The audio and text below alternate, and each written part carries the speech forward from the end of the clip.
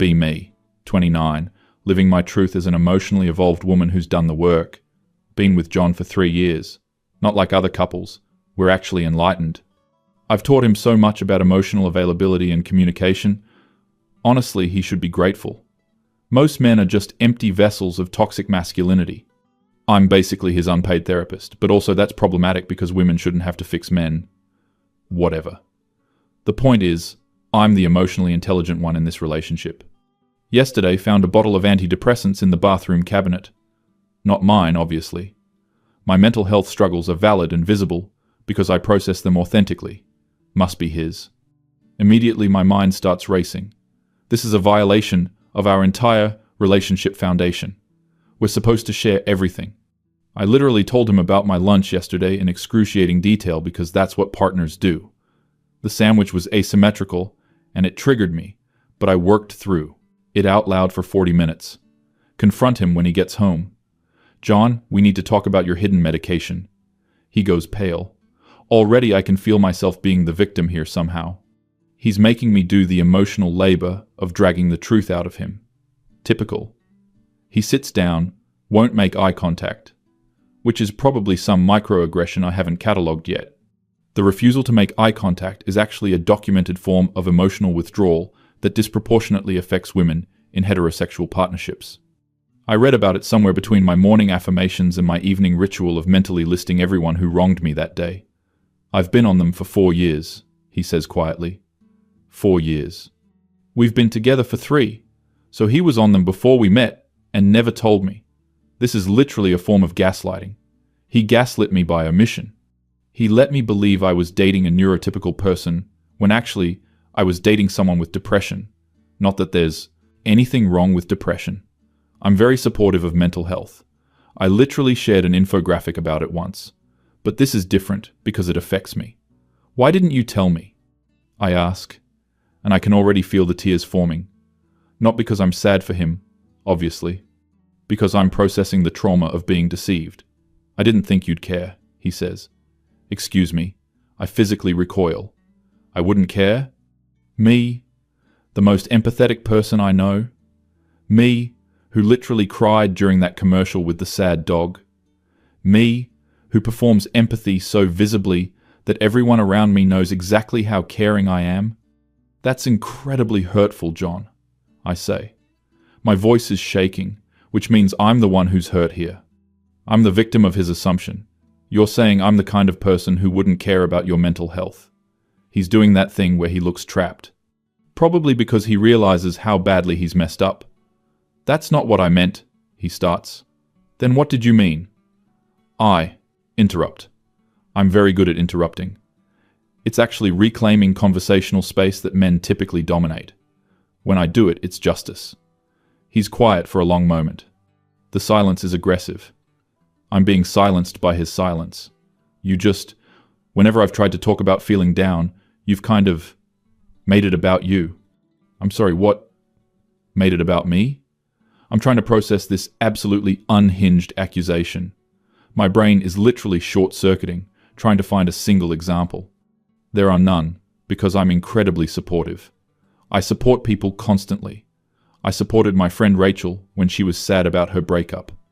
I told her exactly what she did wrong and how she could have prevented it. I gave her a full analysis of her attachment patterns. She said she just wanted to vent, but I knew she needed solutions. That's what real support looks like. I have never made your feelings about me, I say. I'm standing now because sitting feels like I'm lowering myself. One time, he looks so tired suddenly, which is manipulative, honestly.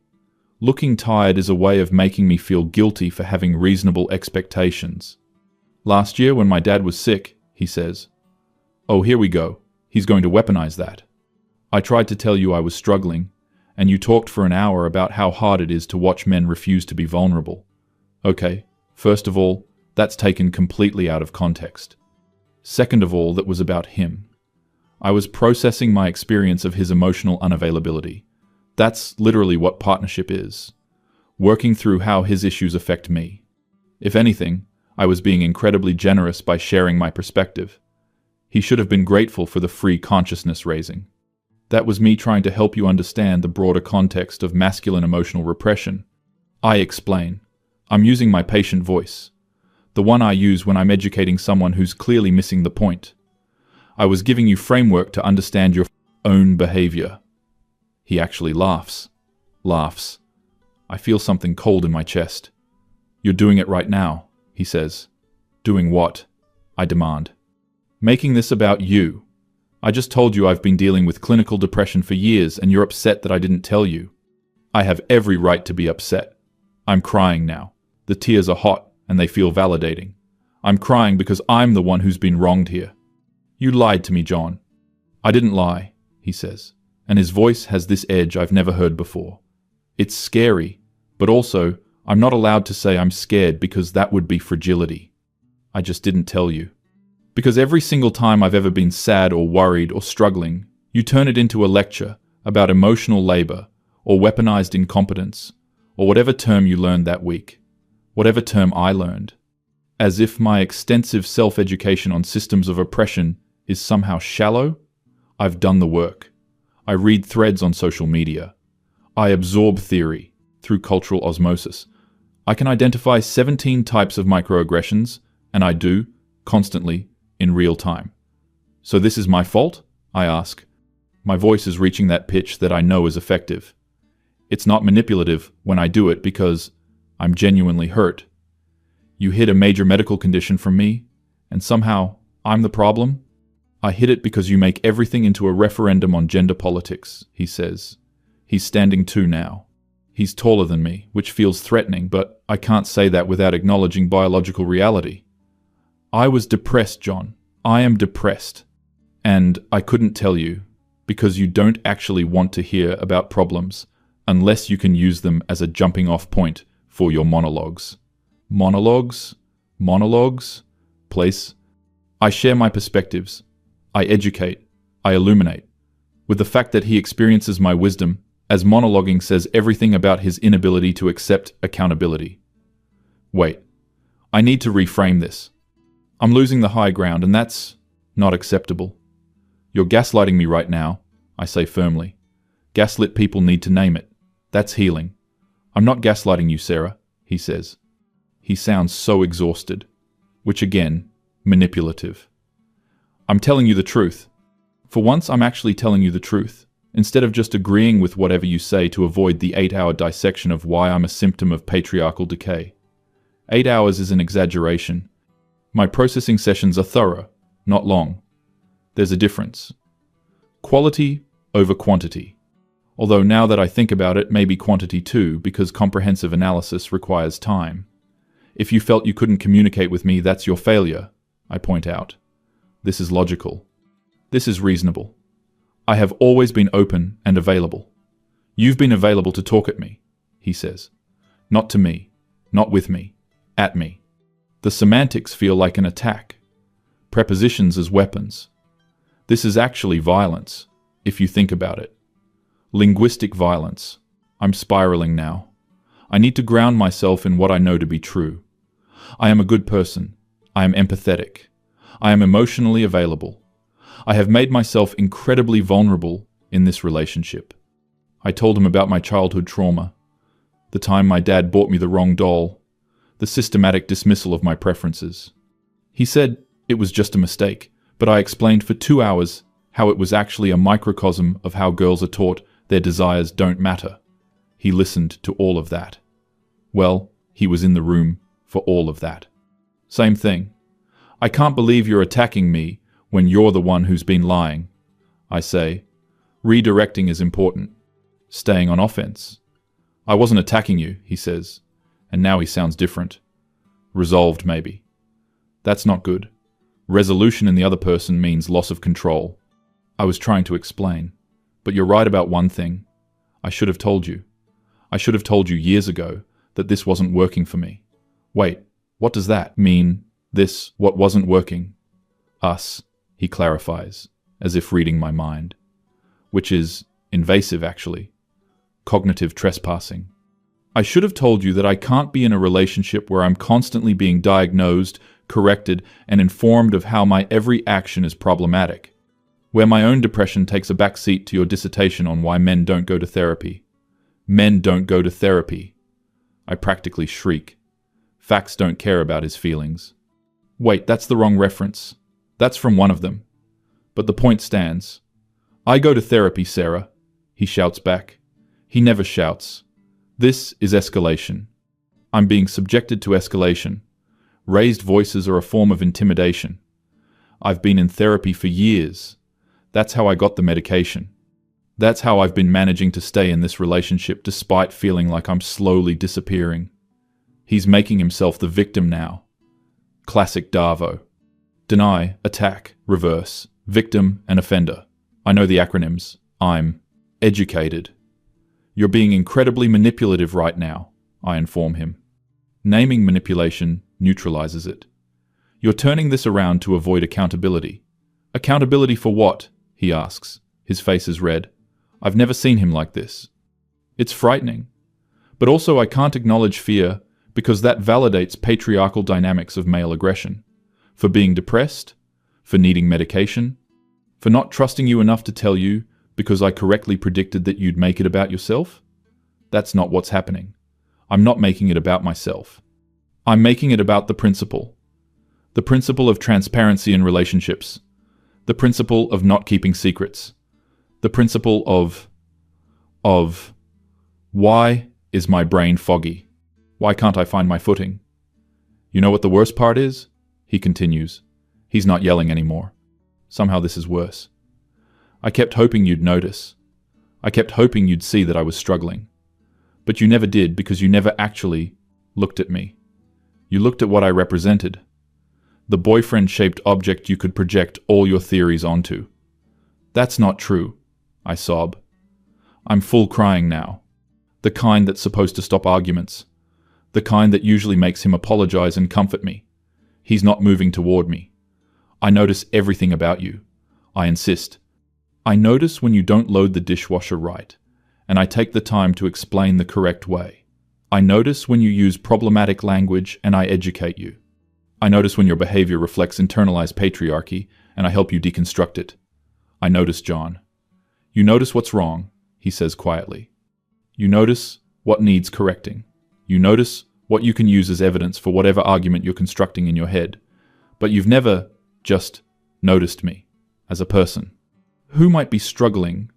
This is insane. I'm the most attentive partner. I literally keep a mental log of his mistakes so I can address them comprehensively. That's attention. That's care. I have sacrificed so much for this relationship, I say. My voice is shaking with righteous anger now. I have educated you, elevated you, tolerated your problematic socialization. I have performed endless emotional labor. I have carried this relationship. You've never asked me to carry any of it, he says. That's not the point. The point is, I did. Unasked labor is worth more because it's voluntary. So, what are you saying? I demand. I need him to say it. I need him to be the bad guy. Are you leaving me? Because you hid your depression and I'm reasonably upset about it? Framing is everything. I'm framing this correctly. He's the one with the secret. He's the one breaking trust. I'm the victim. I'm saying I can't do this anymore, he says. Each word lands like a stone. I can't be your project. I can't be your thesis on masculine fragility. I can't be the example you use when you're explaining what's wrong with men. I can't watch you perform empathy while never actually feeling it. I do feel empathy, I scream. I feel it constantly. I feel it so much I have to talk about it so everyone knows. That's what empathy is. You feel satisfaction, he says. He's gathering his keys. When did he start moving toward the door? You feel satisfaction at being more evolved, more aware, more enlightened. You feel satisfaction at correcting and educating and exposing. But empathy? Actually caring about someone else's pain without filtering it through your own narrative. He shakes his head. I don't think you know how. He's leaving. He's actually leaving. This is happening. I need to stop this. I need to say the right thing. There's always a right thing. A perfect argument. A winning framework. You can't leave, I say. My voice sounds strange. Small. I'm the victim here. You're the one who lied. You can't leave when you're the one who's wrong. Sarah, he says, and he sounds sad. So sad. When did he become this sad? I've been wrong about a lot of things, but the worst thing I was wrong about was thinking that if I just tried hard enough, if I just managed my own pain quietly enough, if I just agreed with you enough times, you'd eventually see me as a person instead of a problem to solve. The door opens. Where are you going? I ask. I'm following him. This isn't over. Arguments don't end until I've made my point comprehensively. To my brothers, he says. I'll come back for my stuff later. We need to talk about this, I insist. We need to process this properly. I've been talking to you for 3 years, he says. He's at his car now. You've just never been listening. He drives away. I'm standing in the driveway. The neighbors might see. Mrs. Chen next door is definitely watching. She's probably judging me. She's always been passive-aggressive about my wind chimes. The wind chimes that I explained were from a sustainable collective. She said they were just loud. She would side with John. She has internalized misogyny. I go inside. The house is quiet. Too quiet. I need to process this. I need to understand what just happened. I'm the victim here. I am. He had depression and didn't tell me. That's the core issue. That's the fundamental betrayal. I open my laptop. I need to document this. I need to craft the narrative. My fingers hover over the keys. Usually the words flow. The righteous indignation. The perfect articulation of how I've been wronged. But something feels stuck. His face keeps flashing in my mind. Not from tonight. From other times. Last month, when he got quiet during dinner, I thought he was being moody. I told him his silence was a form of stonewalling. I explained the psychology of it for 45 minutes. He just nodded. I thought I'd gotten through to him. 6 months ago, when his mum was in the hospital. He seemed distant. I reminded him that men often use family crises to avoid emotional availability. I shared an article about it. He thanked me. I thought he appreciated the insight. A year ago, when he seemed tired all the time, I suggested he was probably just avoiding household responsibilities, weaponized incompetence through performed exhaustion. I'd read about it. He started sleeping in the guest room. He said his snoring was bothering me. I hadn't noticed snoring. I accepted the explanation. Why wouldn't I? Wait. No. No, I'm not doing this. I'm not making myself the villain in this story. He hid things from me. He made assumptions about me. He decided I wouldn't care without giving me a chance. That's on him. I start typing. Need to process something heavy. My partner of 3 years just revealed he's been on antidepressants the entire time and never told me because he didn't think I'd care. The audacity of men to... I stop. Read it back. Delete it. Try again. Trigger warning. Mental health. Betrayal. Just discovered my partner has been hiding his depression from me. Feeling so hurt that he didn't trust me enough to... Stop. This doesn't sound right either. Why doesn't it sound right? I'm the wronged party. The narrative should flow easily. His words keep echoing. You've never just noticed me. You perform empathy while never actually feeling it. I correctly predicted you'd make it about yourself. He's wrong. He has to be wrong. Because if he's not wrong, then no. I'm spiraling into self-doubt, and that's what the patriarchy wants. Women are socialized to doubt themselves, to take on blame that isn't theirs. This is internalized misogyny. I'm experiencing internalized misogyny right now. I need to resist it. I call my friend Jen. She'll understand. She's also evolved. Voicemail. I call Rachel. The one from the breakup last year. She doesn't answer either. Actually, now that I think about it, when's the last time Rachel and I talked? She stopped responding to my messages around. November? I'd sent her a detailed breakdown of why her new relationship was problematic. She said she needed space. I respected that. I only followed up 6 or 7 times. I call my mom. She answers. Sarah? It's late, sweetie. Mom, John left, I say. I'm crying again. Oh, honey, she says. She sounds concerned. This is good. This is validation. What happened? He's been hiding that he has depression, I explain, for years, and he just told me tonight, and when I was understandably upset, he made me out to be the bad guy. There's a pause. Well, my mum says carefully, depression is hard. He probably felt. He felt he couldn't tell me, because he assumed I wouldn't care. I interrupt. Without even asking me. Did he say why he assumed that? Mum asks. Her voice has that tone, the careful tone. The tone she uses when she's trying not to set me off. He said some really hurtful things about me, making everything about myself, I say, which is ridiculous because I'm the most empathetic person. You always tell me how empathetic I am. Another pause. Sarah, honey, Mum says slowly, you're my daughter and I love you. But you've always been very focused on your own perspective. I'm sorry, what? Even when you were little, if your brother was upset, you'd explain to him why he was upset, instead of just listening. That's called emotional intelligence, Mum. I snap. That's called being evolved enough to identify patterns. Maybe, she says. She sounds tired. Everyone sounds tired tonight. It's like a conspiracy of exhaustion. Or maybe sometimes people just need you to care without the commentary. I have to go, I say. I hang up. My own mother. Siding with John. Siding with the man. This is textbook. This is what women do. We're socialized to defend men. To give them endless grace. To blame other women. I'm alone with my laptop. The cursor is blinking, mocking me. I try to remember when I last felt. What did John call it? Actually caring about someone's pain without filtering it through my own narrative. That's a ridiculous standard. All care is filtered through perspective. That's epistemology. That's basic philosophy. But there's something needling at me. A memory. My friend Katie. 2 years ago, she called me crying. Her dog had died. I remember feeling annoyed. I was busy, but I answered because that's what good friends do. She was sobbing. Incomprehensible. And I remember thinking, this is performative. Grief doesn't look like this. She's centering herself in the dog's death.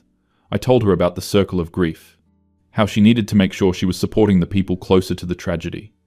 She said she was the person closest to the tragedy. It was her dog. I explained that I meant the dog itself, that anthropocentrism in mourning is problematic. She got quiet. We haven't really talked since. I told myself she couldn't handle being called out, that she was fragile. But now, I'm wondering. No, I'm not wondering. I was right. I'm always right. My analysis is always correct. Except John left. And Rachel stopped, talking to me. And Katie drifted away. And Jen didn't answer. And my mum sounded disappointed. And I'm alone. No, I'm alone because I'm evolved. Because I see through the bullshit. Because I refuse to perform palatability. Because I make people uncomfortable with my truth. That's what happens to women who speak up. We're isolated. We're punished. We're abandoned. John's medication bottle is still on the counter. He forgot it. Or left it. I pick it up, read the label. Prescribed 4 years ago. Refilled monthly. Consistently. He's been taking these every single day. For 4 years. Managing something. Handling something. While I what? While I helped him. While I guided him. While I educated him on his own patterns. Patterns I identified. Patterns he didn't ask me to identify. Patterns he maybe wasn't exhibiting. No, he was exhibiting them. All men exhibit them. That's structural. That's systemic. My analysis transcends individual experience. You notice what's wrong. His voice in my head. You notice what needs correcting. I'm helpful. I'm attentive. I see what others miss. Or I see what I'm looking for. And miss everything else. No.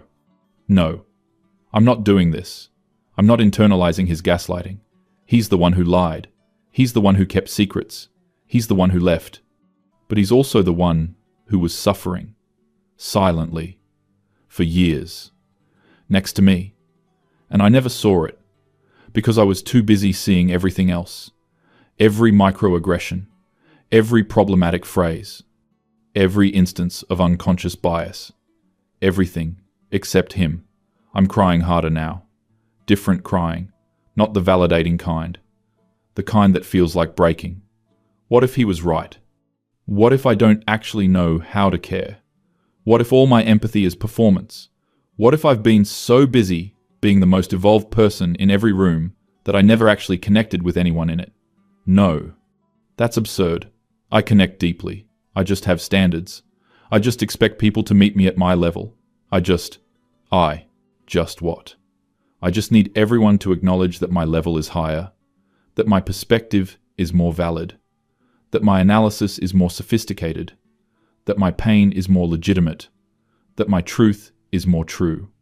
And if they don't, if they're struggling with their own pain, if they're dealing with their own truth, if they need something from me that isn't a lecture, then what? Then they're wrong. Then they're problematic. Then they're not worth my energy. John spent 3 years worth my energy, apparently. 3 years being corrected, being diagnosed, being improved, being exhausted. And I thought I was loving him. I thought I was helping him. I thought I was making him better. Better than what? Better than himself. Better than his depression. Better than his silence. All the silence I never questioned. Because quiet men are easy. They don't push back. They don't challenge. They just absorb. And I had so much to give. So many insights. So many corrections. So much wisdom. Wisdom he never asked for. Wisdom that never included, "Are you okay?" Wisdom that never made space for, "I'm struggling." Wisdom that was really just me, talking, at him, about me. Oh God, he was right. No, he wasn't. He can't be. Because if he's right, then I'm what? Then I'm wrong. Then I'm the problem. Then I'm the reason. Then 3 years were built on my inability to see past my own reflection. I'm looking at my reflection now, in the dark laptop screen. I look destroyed. I look small. I look wrong. And I hate it.